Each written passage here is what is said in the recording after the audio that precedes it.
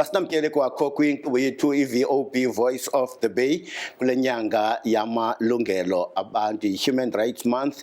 Igama lam nguPercy M. Kalamani. Kwinkqubo yethu yanamhlanje ye-VOB sikunye nayo inkokheli nguye kaloku Sweetness Kastokwe, yena ungu-Deputy Secretary we-NEHAWU. Uyakhumbula ke umbutho wabasebenzi union ye-NEHAWU kwisiteleka kuzwelonke bejongene ke nemicimbi echaphazela abasebenzi kanti kwalapha enkqubeni inkokheli yombutho we-EFF uKhanya kaNgqisha uyabe kunye nathi ke naye. Uyayazi into yokuba umbutho we-EFF kule nyanga ujongene ne-shutdown nge-20th kaMarch kanti kwakhona bayakhwaza bememelela into yokuba uDeputy Executive Mayor uMasipala Ntombaqa Mkhuseli woluntu Khusta Jack makabeke phansi njengesekela sodolophu kanti kwakhona kwalapha enkqubeni yethu ukhona lowo ke uligosa eliphezulu head of communication phakumbutho abantu integrity movement umhlekazi uMandla Tyala. Nabo ke bazowuchaza into yokuba umbutho lo we-AIM lo kaJack akhokela kuwo uthini na. Hlala nathi kwinkqubo yethu i-VOB Voice of the Bay.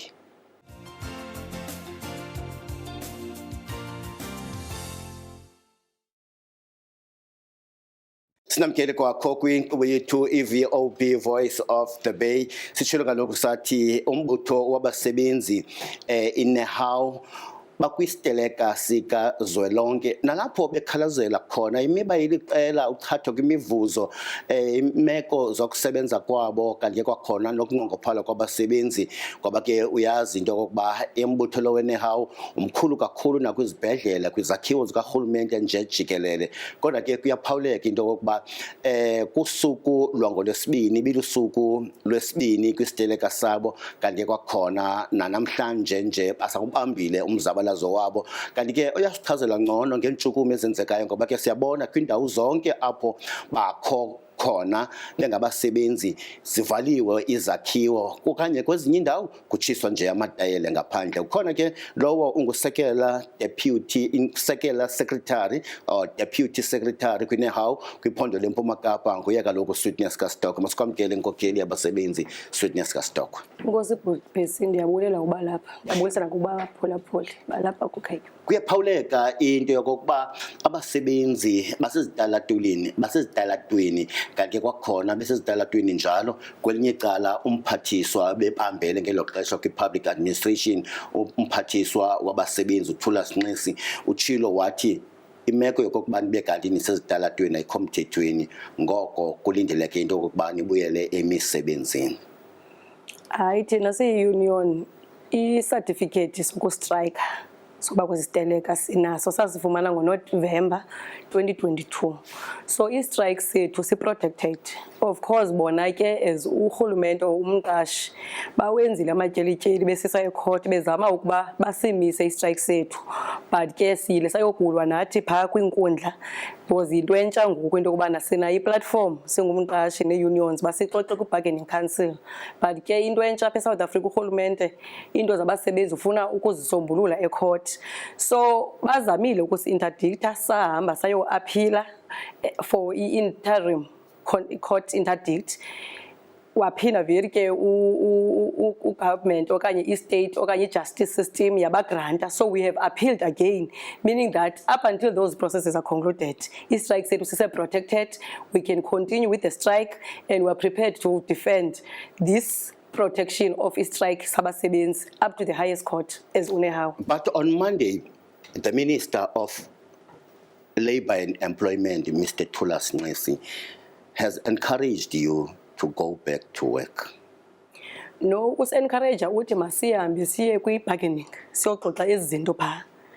Tina, we've said that we are not going to go because if kuthiwa into kubana masihambe siyohlala phansi makuthethwe into ngoba besiyenzile into yokuhlala nomqashi kwi-bargaining council last year. Sathi xa sibeka ii-demands zethu bapropose nababona banamali bengurhulumente basinika u-3%. Some reject u-3%. Umthetho ke uthi kwi-bargaining council if i-majority union rejects you cannot implement, but urhulumente wa-implementa regardless wayi-enforcer u-3%. Hence we went to file a dispute, we receive a certificate that is protecting our strike. So it cannot be that when it's convenient for him to say that we must go back. there are many issues that are affecting workers. Everything is increasing in the country. You talk about petrol, you talk about medical aids, you talk about food. Everything else is increasing. And workers have not received their increment since 2019. Is it true that a number of unions are still discussing these matters that you are fighting for? No, it's those blue collar or yellow or unions that you will always see them favoring the approach of the employer. So we know that majority of unions of COSATU are with us, and as you have seen that across the country, some of the union members, as much as the notice have been issued by NEHAWU, they have joined the strike because they believe that what NEHAWU is raising is issues that are affecting workers regardless of their affiliation. The same issues that we are fighting for in 2023 are the same issues that you fought for in 2022. Why do you think that the state will change its mind? You know that historically, that at times when we feel that in the boardroom we are not being listened, for us, the only power we have is to withdraw our power so that our impact and our efforts and commitment as workers can be understood, because it's the only time when we withdraw our power that government understands and will learn to appreciate what are these workers doing for this country. As much as we are busy with your strike, public service strike, Minister Nxesi has emphasized that you are going to be punished at the end of the day. We have been punished as workers.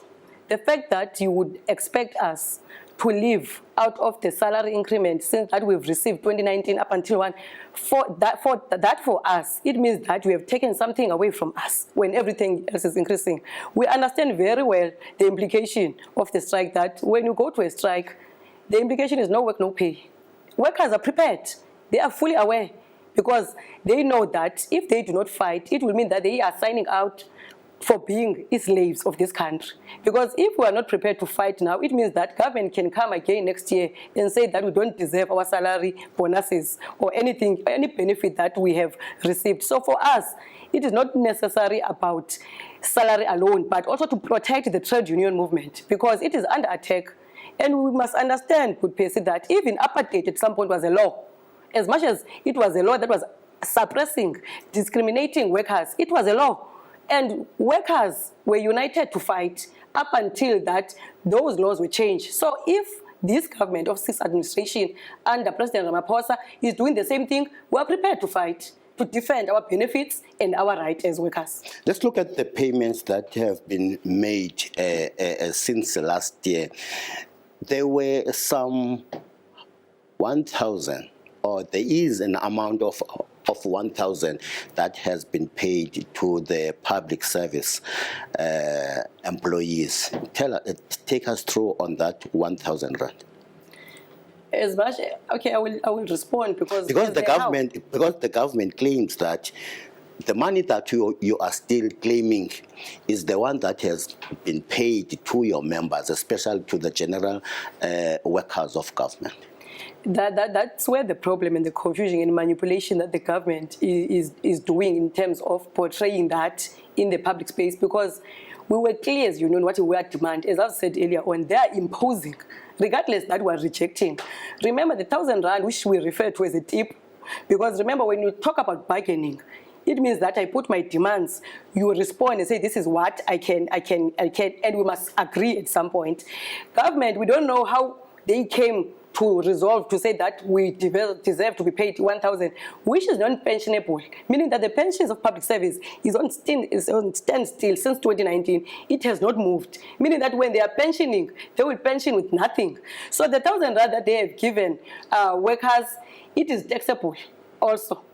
So by the time it goes to workers, it's nothing, and it's what they have imposed. It's not something that we've agreed on. NEHAWU did not even sign that agreement because we felt that it is an insult. But you are getting the money. Of course, because at some point there are unions, as much as NEHAWU is the biggest union in COSATU, but in the bargaining council, other trade unions signed. So we were a minority in that process. We decided, but we're not going to sign because we not want to put our signature there on what is being an insult towards workers. And then if you add that 1,000 rand of last year together with the 3% that will also be paid this year, in terms of percentage, what is the actual percentage? No, that is a confusion. That is the confusion government is, because I think where you are going is the narrative that they've been trying to drive, that there is what 6.5 or whatever. That is nothing, because they must understand that the 1,000 rand does not contribute to pension, does not contribute to anything. So you can't regard to add that and say that it adds to that percentage. Okay, according to the percentage that you want 7%. You want 10% now. 10%. Yes. If you add that 1,000 together with the 3%, what percentage does it make? We remain that we have received, remember, Percy, our members have not received the increase in terms of housing. They have not received the increase in terms of medical aid. So you can't begin to say that the 1,000 that has already covered those things, you calculate it. Hence, we believe that we have been robbed the increment, because that 7% of Resolution 1 of 2018, which was not paid in 2020, is still owed to the workers. So for us, we believe that is 3%. And it's a 3% that you must understand a cleaner. That 3% to a cleaner is 200 and something.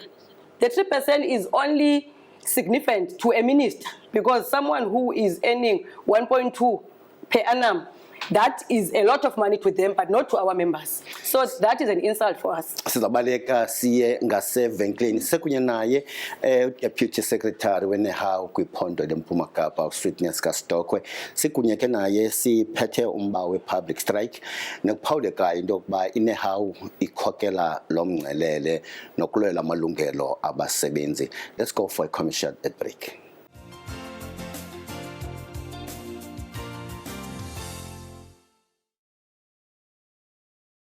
Enkosi kakhulu ngokuba kunye nathi ku channel 260 kwinkqubo yethu i-Voice of the Bay. Sisekunye naye uSweetness Kastokwe noyinkokheli kumbutho weNEHAWU kwiphondo leMpuma Kapa. Kwakho, good evening and welcome. Thank you, good person. Let's talk about the strike that is taking place. We have seen a number of demonstrations across the province and nationwide. But there is something that is very strange in your protest action or in your strike. The burning of tires in front of the Doranginza Hospital. Why or who is burning the tires? Are your members burning the tires in front of Doranginza Hospital, blocking every traffic that is using that entrance? I would not say it is our members, but I know that there are many organizations which would not mention that are supporting us, even some members of the communities. But so are you saying are those members who are supporting you, not your members? No. I'm just saying that as NEHAWU, our position is that the strike is protected. We are not encouraging any violent activities, but we've seen that there are people that have joined to pledge solidarity, and we have not stopped them. It is not our duty. We appreciate any kind of support that is being provided to us. Is the strike action peaceful? It is. It is, and as I've said, this strike is protected, and there are rules that are indicating in terms of the law, in terms of what is expected when they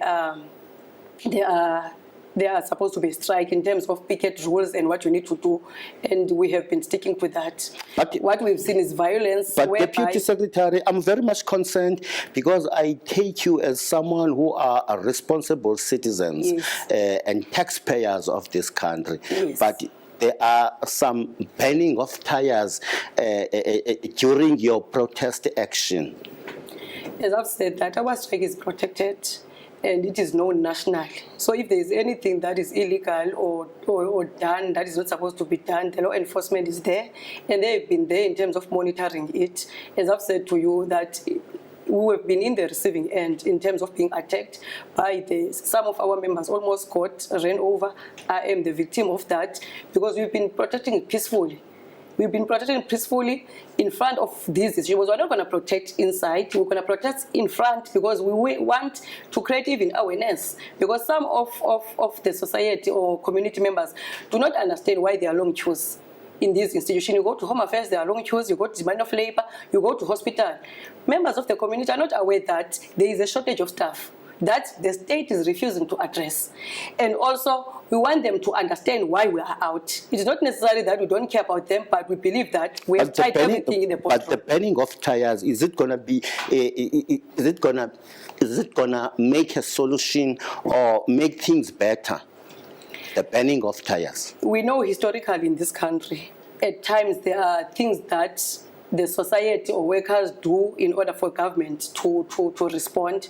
So it's one of those things that at some point at our level as leadership we have no control over. So that is why you are using this strategy of banning the tire. You want to exert pressure. No, it's not necessarily an instruction. I'm just saying that some of the things, because we understand what is expected from us, but some of the things that are done at a certain level, we have no control over them. So that is why you are banning these tires. You want to gain that attention.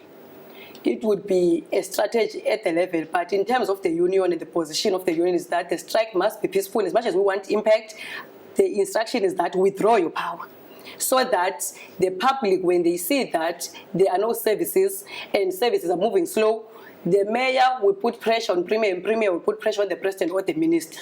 That is the instruction that we've given to our members. I understand that you were injured during the strike action. What happened? Someone in KwaNobuhle this morning, workers were protesting and doing their picketing, and we had shop stewards that must direct people as to the option that they must use, the people who are using the road. And throughout, up until around 10:15, people in the taxi industry understood that there is an action. They've been following the direction. But for some strange reason, there was a guy who, when he was given a direction, he just came straight to me and ran over. And I was quick enough and fortunate that he did not run over me, but he hit my ankle.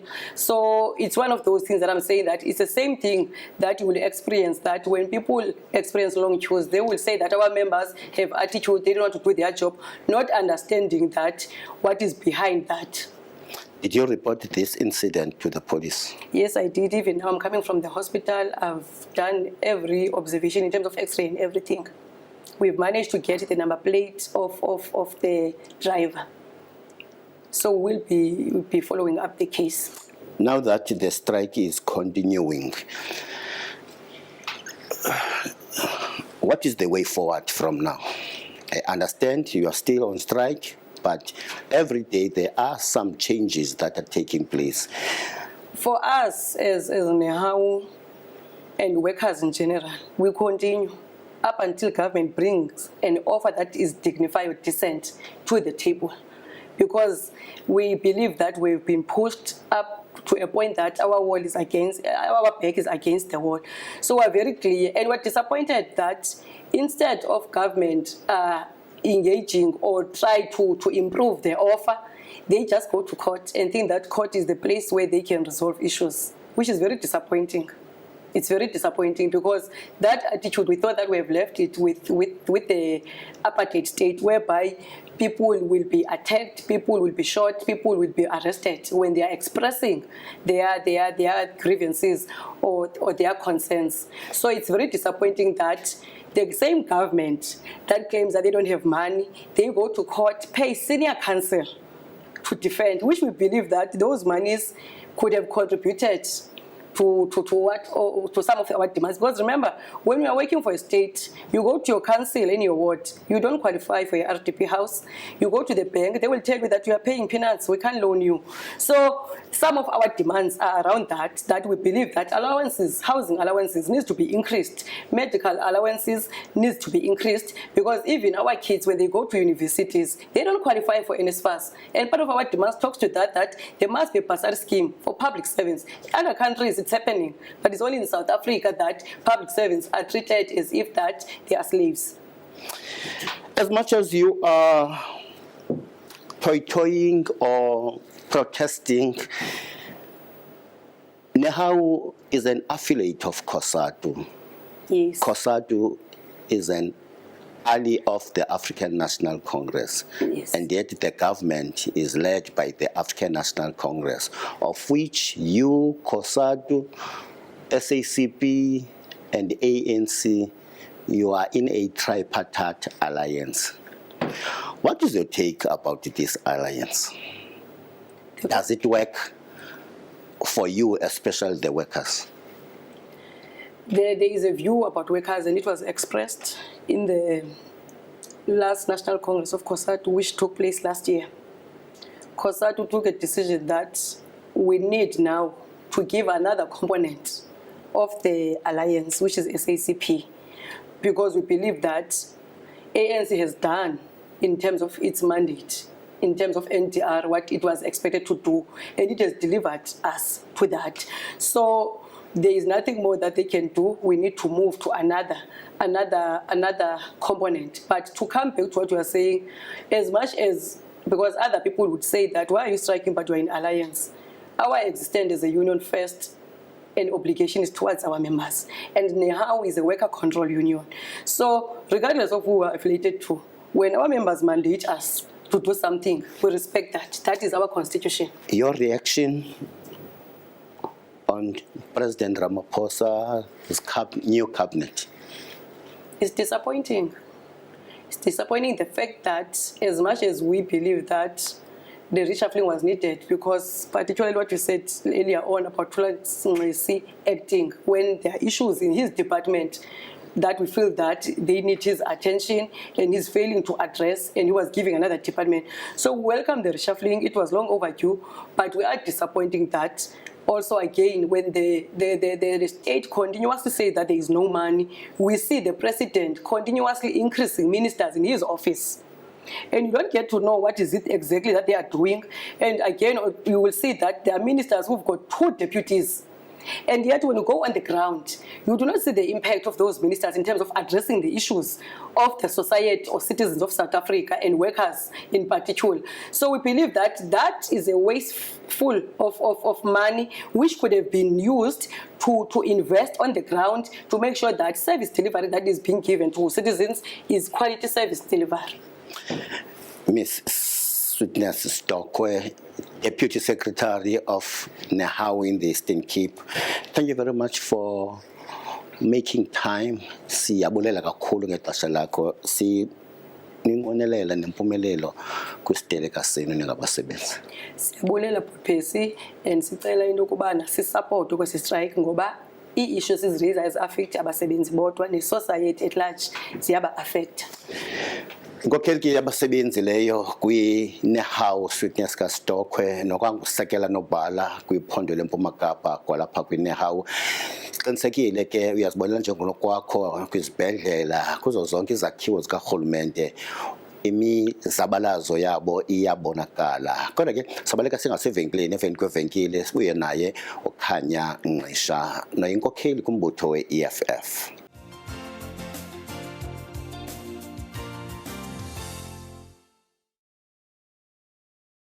Nkosi kakhulu ngokuba kunye nathi apho ekhaya ku-Channel 260 kwinkqubo i-VOB Voice of the Bay.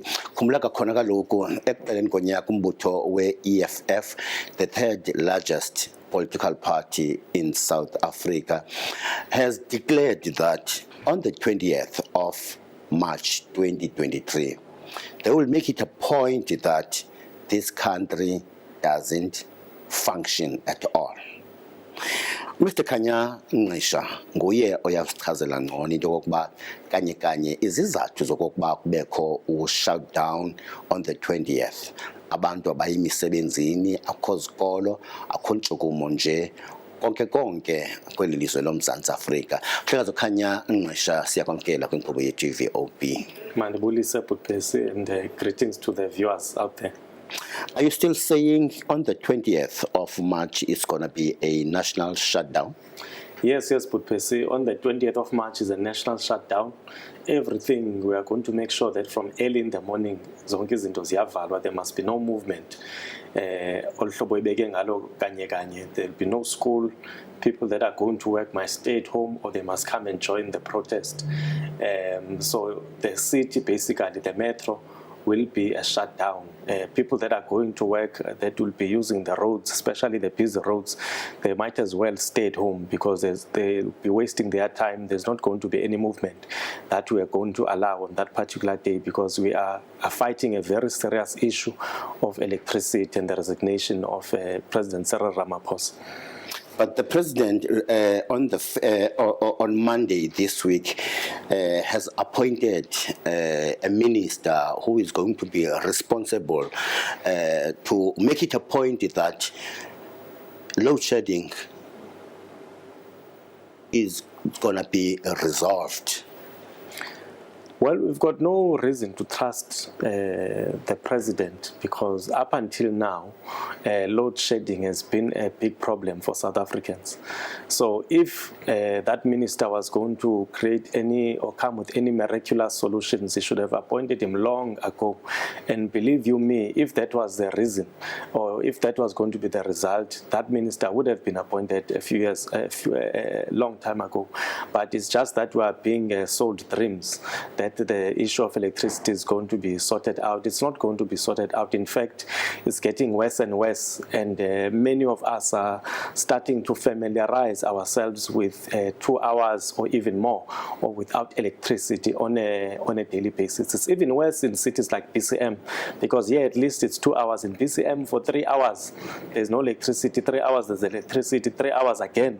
But here is the minister, Ramaphosa, who is going to deal with these issues, who's going to work, is going to work very closely with the ESCOM team and other stakeholders in terms of resolving the issue of load shedding. The problem with this, we don't have any faith on what the president is producing or bringing. But how about giving him a chance now that there is somebody who has been hired to work very closely 24 hours around this issue? You do not give someone a chance whom you do not trust. Remember, President Ramaphosa, even what he's doing is he did it unilaterally because it was not even the resolution of his own political party in a conference in which they underwent, because there was no such a resolution that they must have a Minister of Electricity. It's something that he did out of his own resolution to show the disregard that he has for a collective. So we do not have faith. I mean, a person that does not even listen to the wisdom of his own collective, what solution is he going to bring? Because this issue of electricity has been ongoing and ongoing. We've got no faith that is going to be fixed, and whether it's got the capacity to do it, or even if it does have interest in it or not, it does not. Let alone your lack of faith to the president. What about the person who has been given that responsibility? Do you have faith to Dr. Ramaphosa? No, we do not have. We do not have. As I said, if that person was going to be the solution to fix electricity, he should have been appointed a long time ago, not to wait up until there is this type of a crisis to appoint him. It is just a matter of selling us dreams that this person is going to come with a miracle. It's not going to happen, because load shedding did not start 2 days ago or a week ago. It is something that has been happening for years and years. Why did they not appoint him back then when this issue started? Because now even the CEO of ESCOM itself, the entity that is responsible for this energy, has resigned, because he himself, it does not have a solution, because he's complaining of political interference from the ANC politicians that are in cabinet. So why should we then trust that what President Ramaphosa is doing is going to assist us? It's not going to assist us. The only solution is to remove the ANC. That way we'll be able to move forward. And then after removing the ANC in power, are you going to fix the issue of load shedding as EFF? Well, the issue of load shedding needs proper people, proper experts that will be able to understand the problem, and it needs the refusal from those people of allowing politicians to meddle in the issues of electricity. Because what has been stipulated in relation to the issue of electricity is that the power stations need proper maintenance. From time to time they break down because they do not have the capacity to be able to handle the number of people which need electricity and then supply it. So it's a matter of being able to deal with those particular issues and have experts and officials who will be responsible enough and disciplined enough not to allow politicians. And politicians even, they should not meddle in these types of things, because it ends up collapsing the entire thing. This was cited even by the CEO of Eskom, which has eventually resigned. After he left, he confessed that there was continuous interference and corruption that is happening at Eskom, and he can no longer handle it.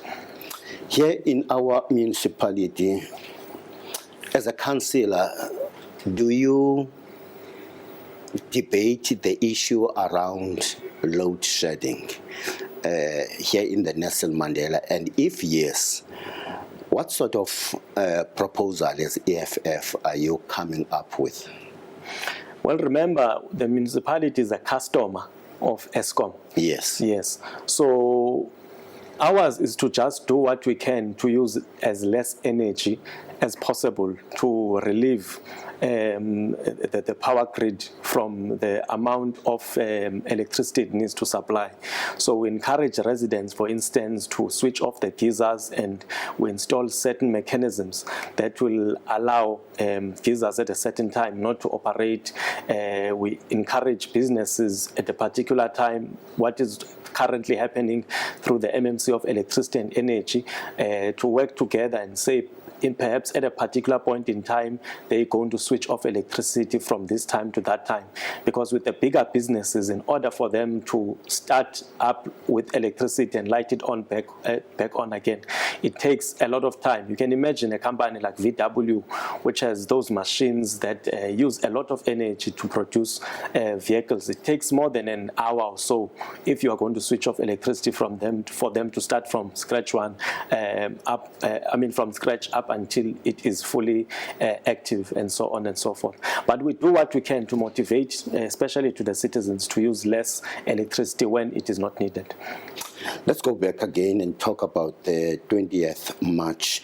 Here in the Nelson Mandela, what are your plans for the 20th of March national shutdown?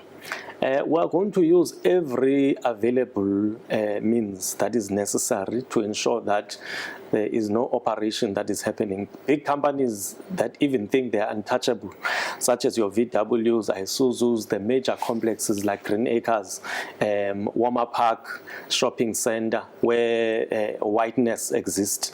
We are going to be there personally. We are going to ensure that they close all shops that are there, they do not operate. If those companies want to be Janjarach and think that they know better and they want to be clevers, we are not going to be responsible. So are you going to use violence?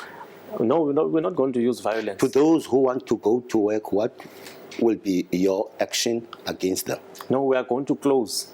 We are telling them now, those people, we've informed them already.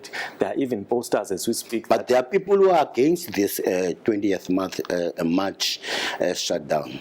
What are you going to do to those people who want to go to work? Where are they? Those people have never written to us and say that it's a rumor that people are against it, because people understand what you are fighting for. We want an end of load shedding. Even the very same businesses that maybe they'd want to be in Chantarach and continue working, they are affected by load shedding, because the price of a generator that they're paying, some of them, it's not even 60,000 going up on a monthly basis.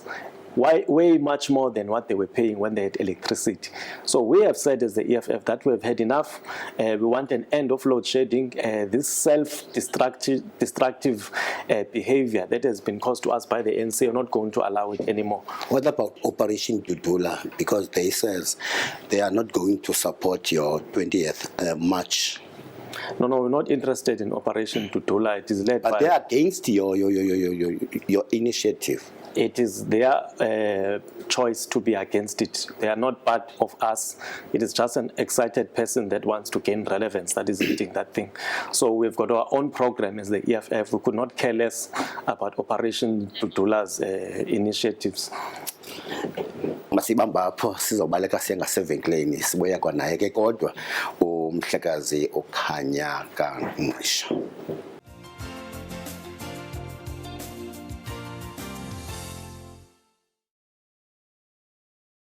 Inkosi kakhulu kwakho ngokuba kunye nathi sisekunye naye lowo ke ngusihlalo kombutho we-EFF nokwanguceba wombutho we-EFF kwibhunga lomasipalato Mbaxa kaMandela umhlekazi ukhanya into kaNgqisha kunye nathi masikwamkele kwakho unkokheli ye-EFF. Enkosi bhuti Percy. Kwiveki ephelileyo kwi-council meeting kuphawulekile into yokokuba u-Deputy Executive Mayor umkhuseli woluntu Khusta Jack nokwayinkokheli yombutho ye-AIM Abantu Integrity Movement uzichaze njengokunokwakhe into yokokuba ikho into engoshishino thiyabeka lichaphazela enye yenkampani zakhe nentsebenziswano nomasipalati kodwa ke esitsho into yokokuba yena wayichaza ilubala into yokokuba unazo inkampani ezazifundula zisebenza nomasipalati kodwa into yenhlawulo ethe yabe kanti yenzeka le ngoku kutshanje into yeminyaka yangaphambili phambi kokuba bekanti ceba komasipalato Mbaxa zothusa ke indaba zokuba umbutho we-EFF ukhuphe istatement kwiveki ephelileyo nalapho nisitsho nisithi lo kaJack nokwangu Deputy Executive Mayor komasipalato Mbaxa kaMandela makanikwe uphumaphele umbuzo nifikelele njani apho? No, kaloku bhuti Percy, Mr. Jack must not live in a dream world. Maybe does not understand gay processes kamasipala, especially when you are a full-time councillor like himself. He's an executive mayor, for crying out loud. Ezinye izinto, it's basics that he should know. That as a full-time councillor, as a councillor, you are not allowed to run a business where you are going to benefit. You can't have a business that is going to be a tender beneficiary whilst you are still a deputy executive mayor. It's not allowed because you are conflicted. So there's even an audit finding, bhuti Percy, by the way, audit from the Auditor General that states that the companies linked to the deputy mayor committed fraud by not disclosing that information that the deputy mayor is a director in some of these companies. We then wrote, as I wrote, fortunately the EFF is occupying the position of MPEC, to the city manager, to the chief financial officer to request information on all the companies on the municipal database that are linked to the deputy mayor, because it's not allowed. We even submitted questions to the speaker, questions for the executive mayor, because if the executive mayor was aware of this and he kept quiet, he too has got an answer. He must answer for that behavior, because he's obligated, according to the Municipal Systems Act, to declare when he is aware of any fraudulent activities that are taking place, most especially of his deputy. So both the executive mayor and the deputy mayor must answer. And when the next council meeting, we're going to answer these questions. If the deputy mayor had any integrity at all, as his political party says, he would have just resigned long ago, but he's a lover of things and he wants to continue to stay relevant, although when he sees that he's under the bus, he's committed a complete blunder. And it has been cited by the Auditor General that there is a fraudulent activity that took place because that company was not honest in declaring to say that we have a deputy mayor that is a director in this particular company, meaning that any company that was supposed to have gotten the job was not able to get the job, because that company that has links to the deputy mayor was then given that particular tender. So when are you going to raise this issue again in the council? No, it's not even a matter of council. It's fraud. He must be removed. If he does not resign himself, the mayor... Did you give him a chance to respond on this matter? There's not even it's not necessary. An opportunity to respond. It's not necessary for him to respond. Is he not supposed to go to the ethics committee and explain himself? Bhuti Percy, remember the deputy mayor, he himself admitted where he declared interest recently in council, but he only declares his interest after the companies linked to him have benefited. So as a political party, as the EFF, when corruption emerges, we must crush it. We're not interested who it is. Well, even if it was one of our own councillors that was involved in such things, we'll be as strict as we are now. We do not tolerate corruption or fraud, and immediately when it happens, there are no friends.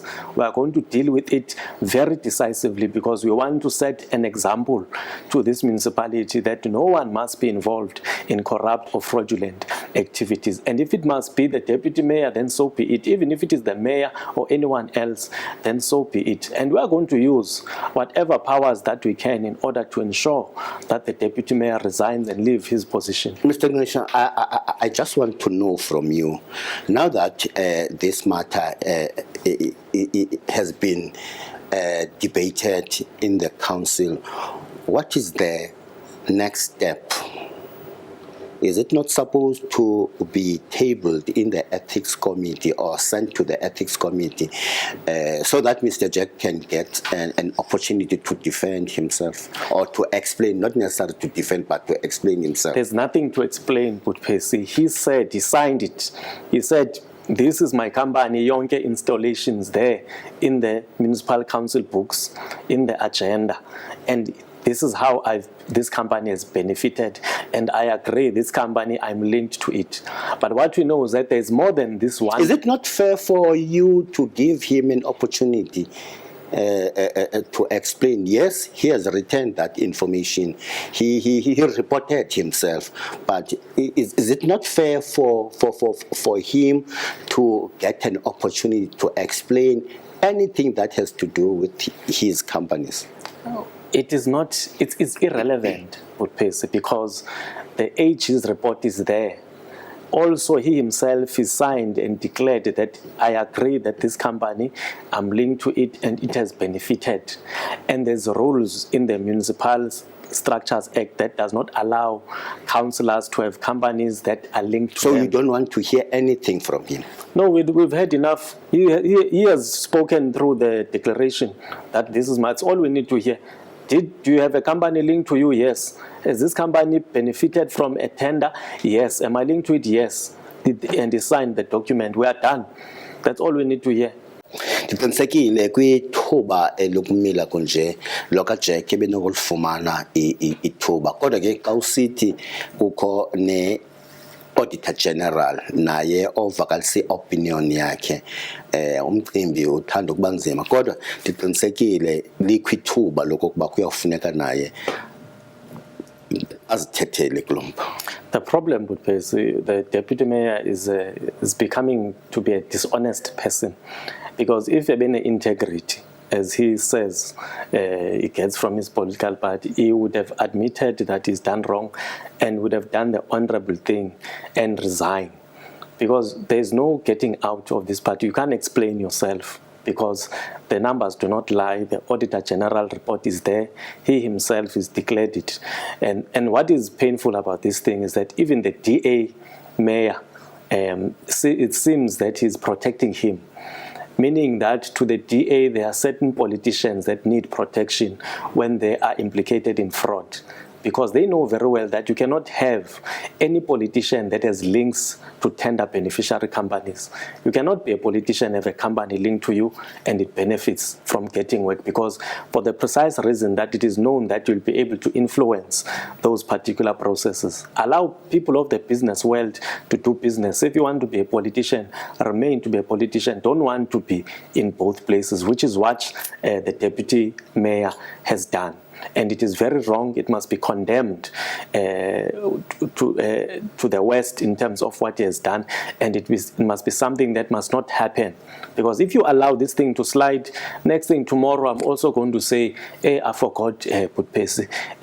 Actually, I've got this particular company. He must be made an example of, and he must resign with immediate effect. In your statement, you have also stressed that you are going to file a motion of no confidence against the deputy executive mayor to the Speaker's office. Are you still going to do that? Yes, we are going to do it because by the way things are going, it seems that the DA wants to protect this fraudulent activity. They're playing duck and diving because they are supposed to be the loudest ones, because they always proclaim that they are against corruption, they are against fraud, but they are very quiet now because the great Mr. Mkhoseli Jack has been implicated in fraud, and they do not know what to do with themselves, because they should have also released a statement and been very vocal. Even in council, if you saw the executive mayor was trying to explain this behavior away so that the council meeting just takes a blind eye, and then we proceed business as normal. We are not going to do that as the EFF. Even if we are disliked, it does not matter, because we have seen that a fraud activity has happened. We will not ignore the findings of the Auditor General. We will not ignore the declaration of himself, Brakusta, and we are going to attend to it like that. Personally, I love the guy. Is an old man, of which is a brother, is an elderly person. But when you are dealing with politics of council and the resources of council, those things you must be able to be professional. Let's leave it there. Let's leave it there. Regional Chairperson Kanya Ngisha of EFF. We thank you so much for making time, and your contribution is much appreciated in this show that is VOB Voice of the Bay. We wish you all the best on the 20th March 2023 in your shutdown march. Nkosi kakhulu siyabulela. Nkosi, and see you there. Good peace. Masimshiya apho ke umhlekazi uKhanya kaNgqisha, kanti ke umhlekazi uMandla Tyala sizabuya naye emveni kwevenkile, naye azokuthethela umbutho wa Abantu Integrity Movement kulomba kaMhlekazi Mkhoseli Jack.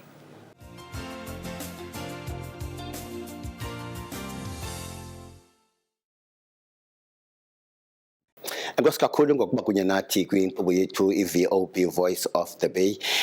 Qinisekile ke kule mizuzu ilishumi yokugqibela ukuya phaa kwintsimbi yesibhozo sikunye naye lowo uthethela umbutho Abantu Integrity Movement, ngamafuphi bathi yi-AIM.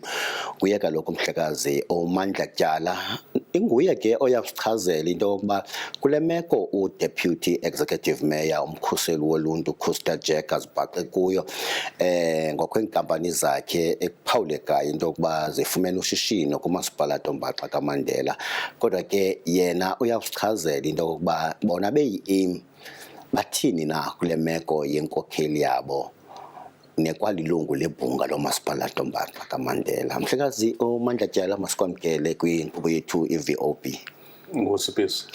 Ndiqinisekile nani ngaphakathi kumbutho waBantu Integrity Movement nikhe nahlala nabonisana njengenkokheli naphuma nezwi kwimeko ye-council meeting yeveki epheleyo, nalapho lo kaJack onguDeputy Executive Mayor achaze njengokunokwakhe into yokuba kukho into ekumila kunje yenzekileyo enye yenkampani yakhe ethe yabe kanti yafumana intlawulo kumasipala Dombaxa kaMandela. Ilizwi leni lithini ni-AIM?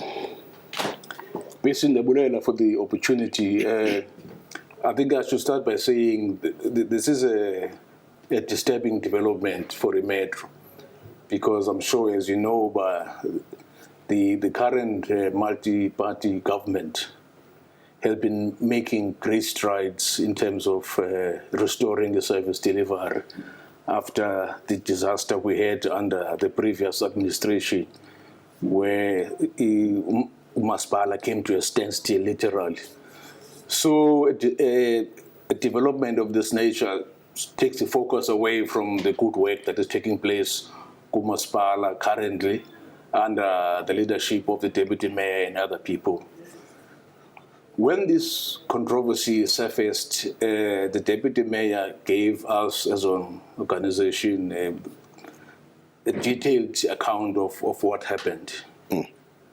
As you know, he's established a profile for himself as a trustworthy person, and we believe his account of what happened. And the next step, excuse me, obviously now, is for due process to take place, which means the council processes and there are rules and regulations in place must kick in terms of taking this process forward. You believe on what he has said to you. Exactly. You believe. Yeah. You have no doubts. We have every confidence that the report he gave us is a true account of what happened. That's the report he gave to us as an organization. And the two key issues here, largely it's, excuse me, one is about a declaration of private business interests, which is required by law. Did he do that? Yes, and then the second issue now would be the company he is involved with, which got a contract. So those are the two issues that uMasipala need to focus on and establish the facts. Unfortunately, our political opponents are making a lot of noise around this thing. They obviously see some mileage for themselves. And unfortunately, most of them don't have the actual facts of what happened. If you come to a declaration of private business interests, the law says upon being a councillor, you must declare all your business interests in a time frame of 60 days. The deputy mayor assures us he's done that, and he showed us documentary proof. So as AIM, as far as we're concerned, that point or that fact is beyond reproach. It's unquestionable. Unfortunately, some of our opponents don't have that information. They only know about the report that was presented in the council meeting of the 28th of February, which talks to another declaration. So point one law, that clears that. And then the second point is the question of the company that got a contract from the municipality, and the deputy mayor has an interest in that company. Now, the law is quite clear on that, I think it's framed in a way that says a councillor may not have an interest or benefit or something along those lines. But the intent of the lawmaker is to say councillors should not use their positions to tender for council business or on behalf of their companies. Now, the deputy mayor's report to AIM is that this specific company is a long-standing service provider to the municipality, was on the database even before he became a councillor. And he's not involved in the day-to-day, he just holds an interest in the company. The company is at a stage now where I think this is established business that is on a roster, on what they call a roster system. Pre-approved service providers get awarded limited work from time to time on a rotational basis. So the deputy mayor's position to report to us was that he wasn't aware of that the company had been awarded work. Because he doesn't work there. He's not there in the day-to-day management of the business. But he's the director of that company. Basically, you can hold shares in a company and not be involved in the day-to-day running of the company. Does he get the reports on weekly or monthly basis of the company? That's exactly where we are. So when he got a report that the company had gotten limited work from the municipality, the first thing he did was to declare that to the municipality. He is the one who went to the municipal manager to declare that, excuse me, I've come aware that my company got some limited work. Now, his account to AIM was that he was doing that in the interest of transparency, in the interest of honesty. Does the system work like that? Say that again? Does the system work like that? Exactly. Let's get to that point exactly. Now, the average person would say there was no need to do that because that company is already in his original declaration, which he made when he joined the council. But his account is that he was doing this out of a sense of openness, he thought it was the right thing to do. The irony of this is that all the people who are making a big noise in the council and elsewhere, they wouldn't have known about this if the deputy mayor hadn't gone to declare it to the municipal manager. And the municipal manager, in turn, gave a periodic report to the council. And that's where they picked it up. And that's why some of them are saying, no, it's a late declaration, this and that, because they don't have the full facts. But coming to the point, say, what does the law says? Now, the law says, in the event that there's a breach of the code of conduct, then the municipality, or at least the council, should set up a special committee to establish the facts. Call it an ethics committee or whatever you want to do. It's already there. Exactly. And that's the process we are supporting as AIM.